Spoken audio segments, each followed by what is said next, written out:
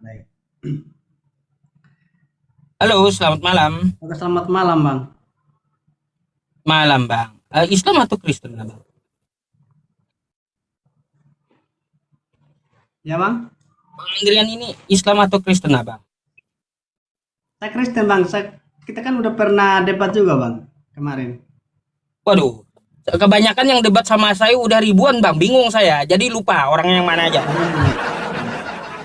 Oh iya, Iya. Bang. Abang, Oke, oh ya, sorry. pasti Mas, berarti Abang pasti tahu lah gitu ya. Kalau topiknya gitu, kalau dibilang, kalau di-spill sedikit pasti Abang tahu lah. Ya, iya.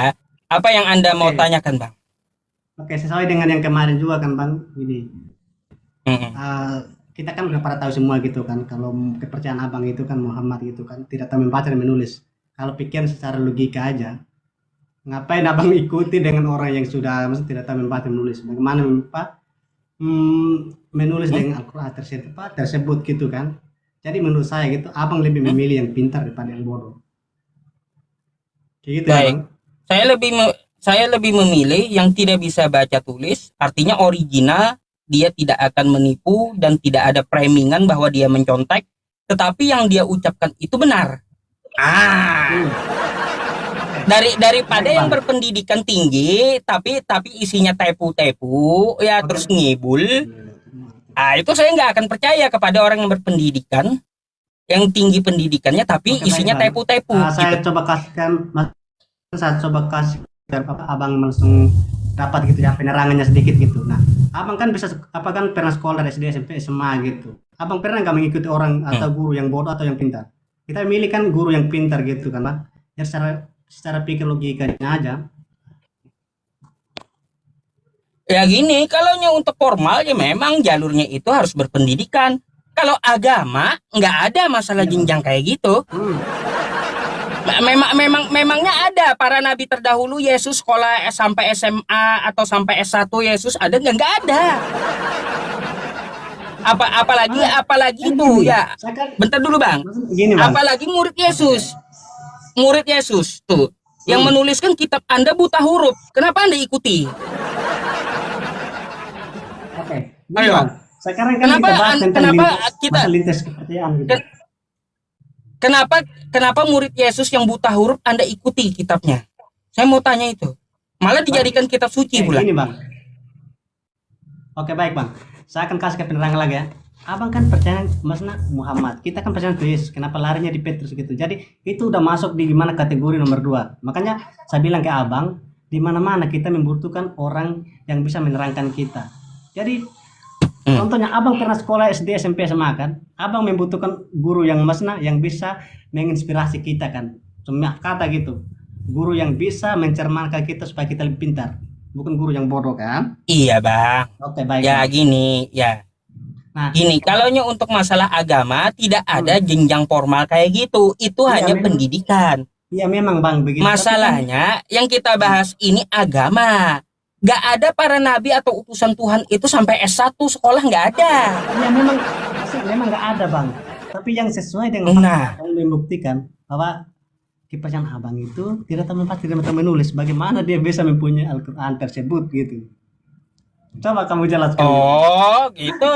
Iya Kalau Bang. ke masalah Al-Quran, Bang, ya Hmm. Al-Quran itu diturunkan melalui oral. Maksudnya itu melalui metode hafalan, bukan metode tulisan. Bukan. Ketika Nabi Muhammad itu mendapat wahyu, ya Hmm. dia akan memanggil Zaid bin Sabit, Hmm. sekretarisnya, untuk menuliskan.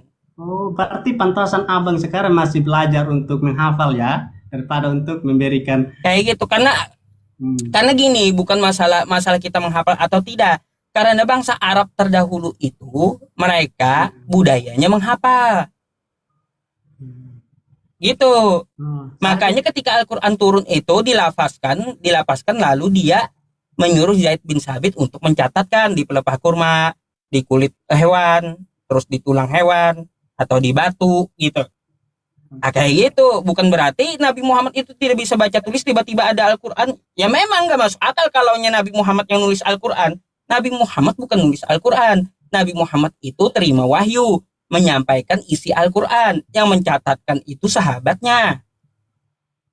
Oke. Gitu. Berarti gini ya. Ah, Ya menurut saya ya namanya juga untuk gimana ya, seseorang itu kan beda berpendapat dan beda pikiran juga gitu kan. Yang pastinya semua orang itu menginginkan kepercayaan itu yang paling benar. Tapi ya kalau menurut saya juga apa mengatakan agama saya yang paling benar. Saya juga mengatakan agama saya yang paling benar. Tapi itu itu itu sejarahnya kayak gitu Bang hmm, kalau Al-Qur'an. Memang bukan gulungan atau gedebuk dari langit berbentuk tulisan enggak atau Nabi Muhammad yang menulis tidak. Anda perlu tahu Al-Qur'an itu disampaikan melalui metode hafalan. Baru Nabi Muhammad memanggil sahabatnya untuk mencatatkan. Lalu ditulislah di pelepah kurma, di kulit hewan, terus di batu-batu gitu. Nah, itu asalnya Al-Qur'an kayak gitu. hmm, Biar Anda tahu. Nah, jadi enggak masalah Nabi Muhammad itu dia itu buta huruf atau umi gitu. Karena hmm, memang tidak ada jenjang pendidikan seperti SD, SMA, SMP atau S1 sampai S3 zaman sekarang nggak ada, Bang. Di hmm. zaman para nabi dulu nggak ada. Kalau masalah agama itu bukan berarti harus berjenjang seperti itu. Mana ada para rasul dulu sampai S1? Kan nggak ada. Nah, yang saya heran kalau Anda heran, Bang, Nabi Muhammad itu tidak bisa baca tulis tapi ada Al-Qur'an, saya juga heran gitu. Iya. Kepada kepada penulis kitab Anda. Dia buta huruf tapi kok ada tulisannya? Heran saya. Nih, masalahnya kayak gini nih. Ya, Oke. Gini Bang. coba. Kalau bentar saya jelaskan dulu ayatnya. Kisah para Rasul 4 nomor 13 kan gitu. Ketika sidang itu melihat keberanian Petrus dan Yohanes dan mengetahui bahwa keduanya orang biasa yang tidak terpelajar nih. Heranlah mereka. Dan mereka mengenal keduanya sebagai pengikut Yesus. Apa yang dimaksud tidak terpelajar? Maksudnya ya. Nih, mari kita buka Bang. Ya, tidak terpelajar kan ini. Tidak terpelajar 62. Agramatos yang artinya buta huruf gitu loh. Bahasa Indonesianya. Tidak terdidik atau buta huruf. Nah, yang bikin saya heran itu kenapa ada tulisan Yohanes dan Petrus gitu. Itu siapa tukang tulis? Padahal mereka nih Yohanes dan Petrus ini buta huruf gitu loh. Kenapa ada surat-suratnya? Bahkan Anda jadikan kitab suci. Coba padahal dia buta huruf. Gimana tuh Bang? Oke baik Bang. Kan gimana ya? Maksudnya setiap terjemahkan gitu udah banyak yang maksudnya yang terjemahkan maksudnya dis gitu kan. Jadi apa namanya ya? Yang terbaru lah gitu. Kalau kita ikut benaran yang maksudnya kita kitab suci yang maksudnya yang sejak dulu ya bisa dikatakan itu kan terjemahkan dari Septuaginta atau bahasa Ibrani yang aslinya gitu ya Bang. Nah kalau kamu bilangnya itu permasalahan tentang Petrus atau Yohanes itu menurut saya itu kejauhan banget Bang. Sementara kita membahas tentang lintas Tuhan Yesus yang kita percaya gitu. Sementara itu kan Ini, muridnya gitu ya Bang. Muridnya gitu. Sama seperti iya abang kita juga kan gitu. berbicara lintas agama Bang. Hmm, Kita ini berbicara lintas agama. hmm, Maka ketika apa yang Anda pertanyakan kepada saya akan mirroring gitu. hmm. Bahwa di dalam kekristenan, di tubuh Kristen juga ada yang seperti itu gitu loh. Agar Anda mau mempelajari agama Anda. Makanya saya bertanya, Yeah. kayak gimana tuh? Penulis kitab Anda Petrus dan Yohanes itu adalah orang yang buta huruf. Tapi kok tiba-tiba ada suratnya? Kok bisa mereka menulis gitu, buta huruf? Berarti kejauhan banget Bukankah sih. kita patut bukankah kita patut mencurigai ini artinya karangan di luar Petrus dan di luar Yohanes? Oke, baik Bang, kan gini ya, kita bahasnya itu tentang Muhammad dan Tuhan Yesus yang kita percaya. Berarti ini Abang mengambil masnya apa ya, kayak murid-muridnya gitu. Contohnya, kalau kita bahas juga ya Bang, yang sekarang yang viral, ada yang namanya kita akan berjumpa maksudnya 70 bidadari gitu. Kan banyak sekarang. Nanti itu saya pengen penjelasan Anda yang surat Yohanes dan Petrus tadi kenapa ada tulisannya? Padahal mereka buta huruf loh. Kenapa itu? Maksudnya karena gimana ya? Pertanyaan Abang ini kejauhan banget gitu. Artinya gimana ya? Kita bahas tentang lintas. Bukan kejauhan, itu adalah hal yang sama ketika Anda mempertanyakan Nabi Muhammad buta huruf tapi ada Al-Qur'an. Nah, ini sama saya pertanyakan. Yohanes dan Petrus buta huruf tapi ada suratnya. Kenapa itu? Kan Itu udah Kalau pada Nabi murid-muridnya itu, Bang. kalau Nabi Muhammad kan tadi saya jelaskan metodenya hafalan. Kalau Petrus dan Yohanes ini apa coba? Kok tiba-tiba ada suratnya? Gimana sejarahnya? Gini ya Bang, saya sarankan Hah? lagi gitu ya, maksudnya menurut saya gitu ya harus abang belajar lagi karena kenapa ya kejauhan banget itu kita bahas lintang. Anda lah jelaskan. Anda yang jelaskan, Anda yang berkewajiban menjelaskan sebagai Kristen. Gak mungkin kita imani saja. Gimana? Orang buta huruf kok tiba-tiba ada tulisannya. Saya maksudnya saya bisa menjelaskan Bang, saya bisa menjelaskan tapi ini kejauhan banget. Jelaskanlah, Maksudnya jelaskanlah. kejauhan banget. Kalau itu memang kutipan dari Yesus tersendiri baru, karena ini kan kejauhan banget, makanya ngapain kita kok jelasin orang yang mesti tidak memahami gitu. Makanya saya bilang ini sama aja. Coba Maksudnya sama kalau aja yang kamu bilang, mau Yesus, sama ya. aja yang bilang berjumpai beda. Kalau kamu mau bidadari. Yesus, buktikan Yesus itu tidak buta huruf. Mana tulisan tangan Yesus?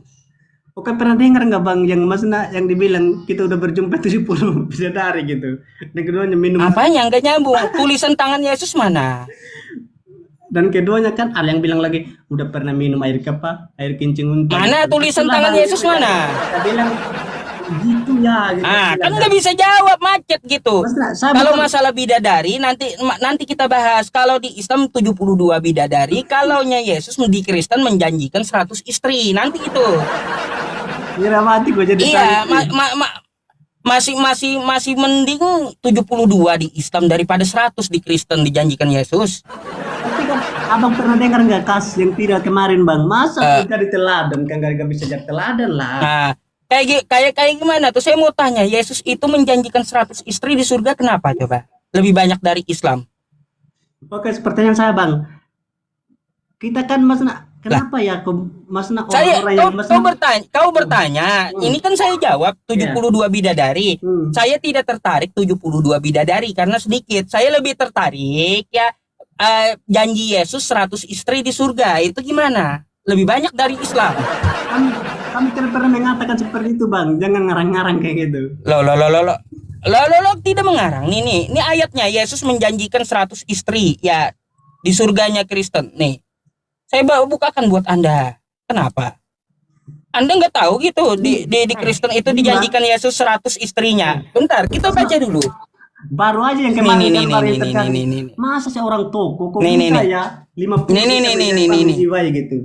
Coba kita lihat ya, dan setiap orang yang sudah meninggalkan rumah, kata Yesus, atau saudara laki-laki, atau saudara perempuan, atau ayah, atau ibu, atau istri, kata Yesus, atau anak, atau ladang, demi namaku, kata Yesus, ia akan menerima 100 kali lipat dan akan mewarisi hidup yang kekal. Jadi Yesus menjanjikan di surga nanti 100 kali lipat istrimu. Oh, berarti Kenapa ini? Berarti abang yang salah tafsir gitu. Hah? Makanya saya bilang, abang itu harus Bukan. gitu. Kalau dibilang Saya tidak salah tafsir, saya membacakan bahwa di sini Yesus menjanjikan 100 istri kalau kamu tinggalin istri. mana yang dibilang masih menjanjikan satu istri itu kan 100 kali lipat gitu. Makanya Iya, saya bilang, istri 100 kali lipat. kalau abang mau belajar lagi lah biar biar paten kan. Iya, kau jelaskan kenapa Yesus menjanjikan 100 kali lipat istri, kenapa? Saya tidak menjanjikan, tapi yang sekarang yang secara faktanya Bang, pernah dengar nggak yang ditangkap gitu? Masa seorang gitu? Aduh, ini Salah Bang. Masa Ini seorang di teladan kitabmu, di pesantren, tapi ditangkap. Nih, Matius 19, Masa ya? Matius 19, Seumur nomor 29, Yesus menjanjikan 100 kali lipat istri, gimana kamu menjelaskannya? Gimana? Ini Hah? Ngapain kamu memikirkan bidadari 72 sedikit? Kalau Yesus lebih banyak 100 dia janjiin. Jadi menjadikan ini apa manipulasi Bang. Kalau memang abang tidak. Loh, saya tidak manipulasi, ini ayat Bible Anda. Macam mana? Ngibul. Loh, ayat Anda ngibul, ini nggak benar ayat Anda nih. Abang yang nggak benar lah gitu. Makanya saya bilang harus belajar lagi. Coba kamu baca Matius 19 nomor 29 kitabmu. Baca yang benar kitabmu. Kalau kamu meninggalkan istri, maka Yesus akan membalasnya 100 kali lipat istrimu. Menerimanya kok membalas. Maka saya bilang abang itu harus belajar mana membedakan menerima dan membalas. Astagfirullah ya.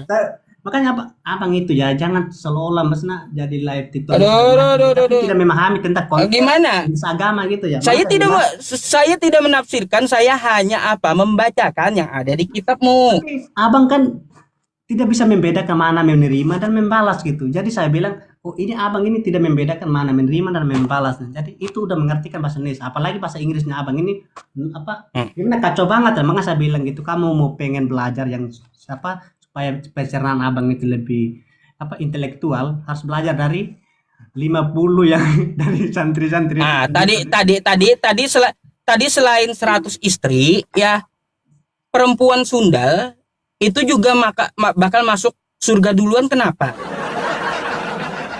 Nih, Matius 21 nomor 31 kata Yesus, siapakah di antara kedua orang itu yang melakukan kehendak ayahnya? Jawab mereka. Yang terakhir, kata Yesus, ini kata Yesus ya kepada mereka, aku berkata kepadamu, sesungguhnya pemungut-pemungut cukai dan perempuan-perempuan Sunda akan mendahului kamu masuk dalam kerajaan sorga. Ngapain di surgamu ada pesundal? Apa? Ada lokalisasi kah? Maka saya bilang gitu. Kalau Hah? abang, maksudnya kalau abang tidak memahami, berarti kan abang juga belum bisa untuk menafsirkan sebuah kepercayaan abang itu. Saya mau tanya, buat apa pesundal itu di surgamu? Buat apa pesundal itu? Kami belum pernah mengatakan seperti itu bahwa kami maksudnya disiapkan Hah? atau serah segala macam gitu. Tapi yang terbukti sekarang abang udah banyak yang mencetakkan 50 orang yang bisa menjiwai. Apanya? Abang pernah nonton nggak seperti itu? Bentar, kau jawab dulu. Pas pesundal itu di surgamu Masa? buat apa ada pesundal tuh? Masa masa seorang kiai menjadi teladan buat bisa Enggak bisa jawab kamu. Saya tanya satu aja, buat apa pesundal di surgamu? seolah-olah dia piara sendiri, dia yang makan sendiri. Itu kan gimana ya bejat namanya itu, Bang. Maka saya bilang belajar Gak dari masuk, setia gitu. gak masuk ya teman-teman semuanya. Dah, belajar dulu kau ya. Belajar dulu.